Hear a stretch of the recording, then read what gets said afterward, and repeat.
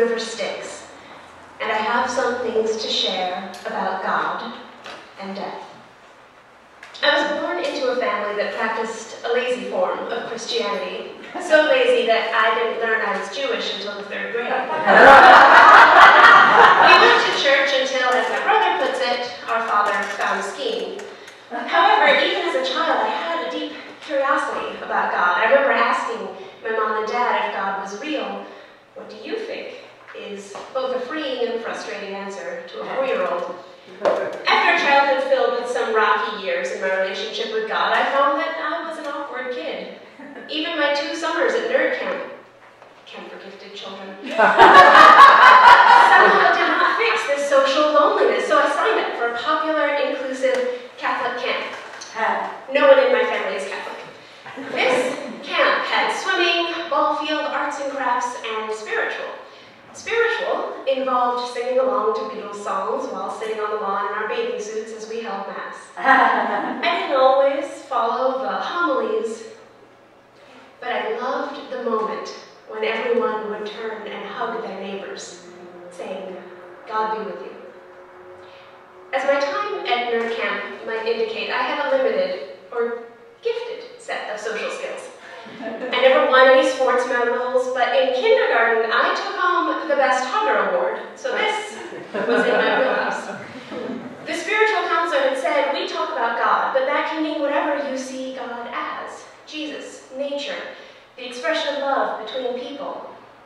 And that was the first definition of divinity that made sense to me. Soon after, I began going to an interfaith service with my friend Rebecca, a place where Christmas and Hanukkah, solstice and Kwanzaa were honored side by side.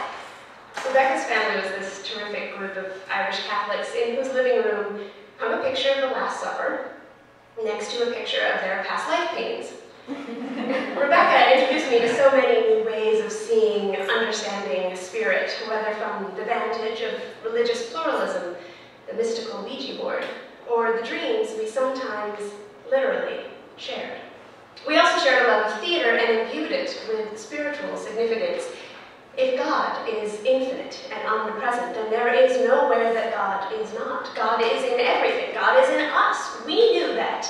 If theater is a way of understanding ourselves better, then it goes to prove that theater is a way of understanding God.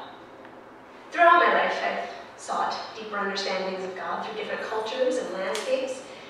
In college, I took a study abroad course that led me to the Rhodope Mountains of Bulgaria. This was the home of Orpheus, the mythical singer who traveled to Hades to retrieve his love, Eurydice. We were led into a cave with an impressive underground waterfall. Though the water flowed into the cave and out the other side, no man-made item carried in on the water was ever seen coming out. It was thought that this was where Orpheus descended to Hades. So if you're following, I just crossed the River Styx. I finished the year studying in Ireland. This is where I explored cathedrals, crypts, and Celtic ruins.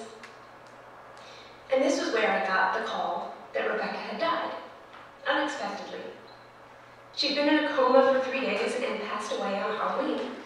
Always one of her dramatic exits.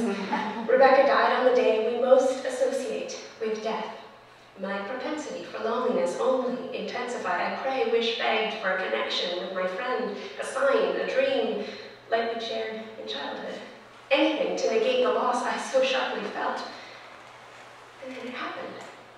I dreamt I was home, and our dear friend Mandy was walking me through the house we all known as kids. Dream Mandy cautioned me to avoid my bedroom, though, that I wouldn't like the changes there. I ignored her warning and entered, coming face to face with Rebecca, hurtling in through my bedroom window, laughing and flying where she should not be. As I screamed, Mandy came running in, but when she saw our dead friend floating in my room, she just sighed and said, almost as if to herself, "No," she said, "not yet." I tried to force Rebecca away, but she laughed and told me that I would never be rid of her. I didn't understand why she was taunting me. Nothing in my life had been as real as this dream, and it terrified me. I returned to New York for my final semester of college. sleeping with the lights on, and trying to make sense of this paradigm-shattering moment. A week later, Mandy came to visit. I had to tell her about this dream, but before I could, Mandy had her own news to share. I dreamt about Rebecca a few weeks ago, she said. I was at home. It was at her memorial service with all her friends, and after everyone left, it was just me and her mom remaining. Rebecca got up out of her coffin and walked over to us. You're the only people who know I'm not really gone, Rebecca said. Why don't you go tell all those sad people? Dream Mandy asked. Instead, Rebecca sighed and said, no, not yet. They just processed that I died. It's too soon for them to understand anything else. No, she said, not yet. When Mandy said those words in my dream, she'd been quoting her own dream.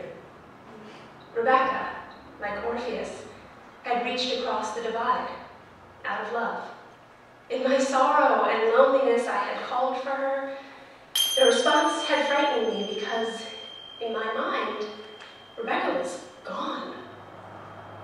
But the power of the expression of love between us three, the power of God, had emerged to remind me that I had forgotten. Loneliness is the myth. There is nowhere that love cannot reach, nowhere that God is not present.